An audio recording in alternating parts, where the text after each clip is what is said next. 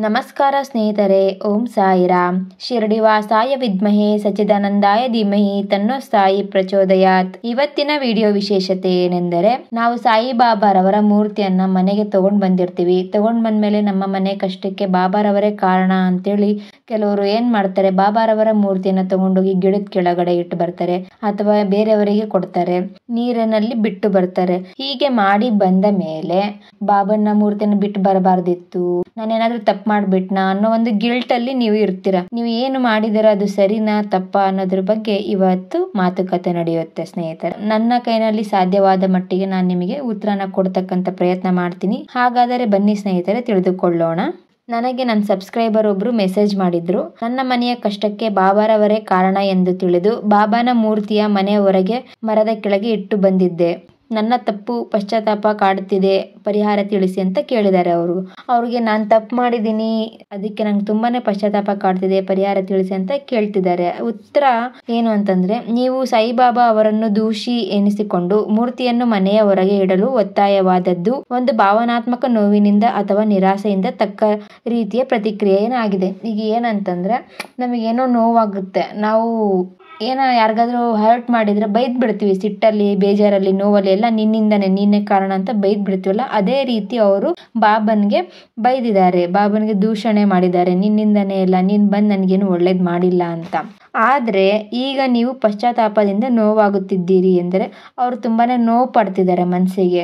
ಅದಕ್ಕೇನ್ ಹೇಳ್ತಿದ್ದಾರೆ ಅಂದ್ರೆ, ನೀವು ನಿಮ್ಮ ಭಕ್ತಿಯ ಪ್ರಾಮಾಣಿಕತೆಯ ನಿರೂಪಣೆಯನ್ನು ಮಾಡಿದ್ದೀರಿ, ಇದನ್ನು ತಪ್ಪು ಎಂದು ಒಪ್ಪಿಕೊಳ್ಳುವುದು, ಬಾಬಾ ಅವರನ್ನೇ ಮತ್ತೆ ಶರಣಾಗುವ ನಿರ್ಧಾರ ತೆಗೆದುಕೊಳ್ಳುವುದು ನಿಮ್ಮ ಪವಿತ್ರ ಪುನರಾರಂಭವಾಗಿದೆ ಅಂತ ಹೇಳ್ತಿದ್ದಾರೆ.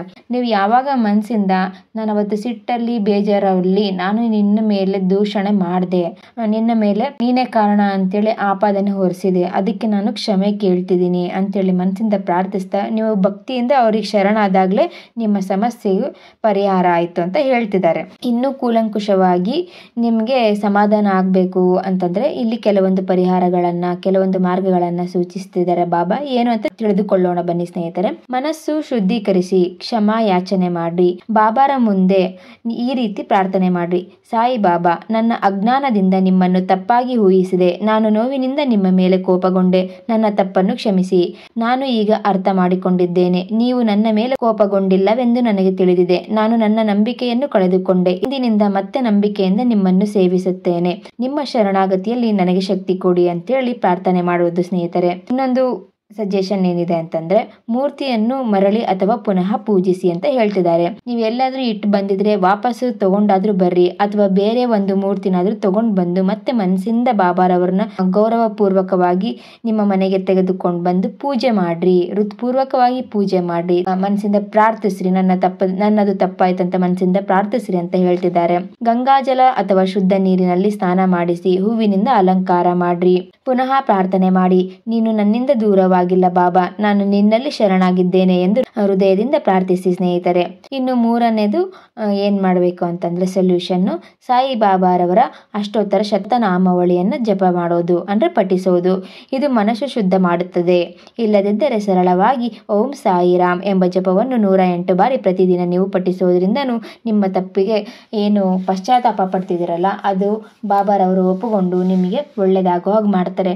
ಇನ್ನೊಂದು ಉದಾಹರಣೆ ಏನೆಂದರೆ ಪ್ರಾಯಶ್ಚಿತ ಸೇವೆ, ಅಂದರೆ ದಾನ ಧರ್ಮಗಳನ್ನ ಮಾಡೋದು ಸ್ನೇಹಿತರೆ. ಅನ್ನದಾನ ಮಾಡೋದು ಅಥವಾ ಹಣವನ್ನು ದಾನ ಮಾಡೋದ್ರ ಮೂಲಕ ನಾವು ಪ್ರಾಯಶ್ಚಿತ ಮಾಡ್ಕೊಳೋದು. ಬಾಬಾ ಅವರ ಹೆಸರಿನಲ್ಲಿ ಒಂದು ಪವಿತ್ರ ಸೇವೆ, ಬಡವರಿಗೆ ಅನ್ನದಾನ, ಗಿಡ ನೆಡುವುದು, ಹೀಗೆ ಮಾಡೋದ್ರಿಂದನೂ ನಿಮಗೆ ಸ್ವಲ್ಪ ನಿಮ್ಮ ಪಶ್ಚಾತ್ತಾಪದ ಏನು ಸಂಕಟ ಪಡ್ತಿದ್ದೀರಲ್ಲ ಅದರಿಂದ ಹೊರಗೆ ಬರೋದಕ್ಕೆ ಸಾಧ್ಯ ಆಗುತ್ತೆ ಅಂತ ಹೇಳ್ತಿದ್ದಾರೆ. ನೀವು ಬೇಕಾದರೆ ಸಾಯಿನಾಥನ ಮಂದಿರಕ್ಕೆ ಹೋಗಿ ತಾತ್ಕಾಲಿಕ ಸೇವೆಯಾಗಿ ನೀರು ಕೊಡುವುದು, ದೀಪ ಹಚ್ಚುವುದು ಅಥವಾ ನಿವೇದನೆ ಮಾಡಬಹುದು. ಸಾಯಿಬಾಬಾ ಅವರ ಕೃಪೆಯ ಸಂದೇಶ, ತಪ್ಪು ಮಾಡಿದವನು ಶ್ರೇಷ್ಠನಲ್ಲ, ಆದರೆ ತನ್ನ ತಪ್ಪು ಅರಿತು ಸರಿ ಮಾಡಿಕೊಳ್ಳುವವನು ನನ್ನ ಅತ್ಯಂತ ಪ್ರಿಯನು. ನಾನು ಕೋಪಗೊಳ್ಳುವುದಿಲ್ಲ, ನಾನು ಅಕ್ಕರೆಯಿಂದ ಕರೆದವನು, ನೀನು ಹಿಂದೆ ಎಷ್ಟು ದೂರ ಹೋದರೂ ನಾನು ನಿನ್ನನ್ನು ಕೈ ಬಿಡುವುದಿಲ್ಲ. ಹೃದಯದಿಂದ ಶರಣಾದಾಗ ನನ್ನ ಕೃಪೆಯ ದ್ವಾರ ತೆರೆಯುತ್ತದೆ. ನೀವು ಈ ಪಶ್ಚಾತ್ತಾಪದ ತಳಮಳದಿಂದ ಮುಕ್ತರಾಗಬೇಕೆಂದರೆ ಪ್ರಾರ್ಥನೆಯ ಶಕ್ತಿ, ಸೇವೆಯ ಶಕ್ತಿ ಮತ್ತು ಕ್ಷಮತೆಯ ಶಕ್ತಿ, ಇವು 3 ಶಕ್ತಿಗಳನ್ನು ಬೆಳೆಸಿಕೊಳ್ಳಿ.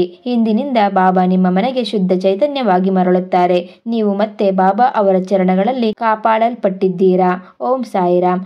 ಬಾಬಾ ಜೊತೆಗೆ ಹೊಸ ಪ್ರಾರಂಭಕ್ಕಾಗಿ ಹೃದಯದಿಂದ ನಿಮಗೆ ಶುಭಾಶಯವನ್ನು ತಿಳಿಸುತ್ತೇನೆ ಸ್ನೇಹಿತರೆ. ಮತ್ತೆ ಮುಂದಿನ ವಿಡಿಯೋದಲ್ಲಿ ಸಿಗೋಣ. ಅಲ್ಲಿಯವರೆಗೆ ಓಂ ಸಾಯಿರಾಮ್.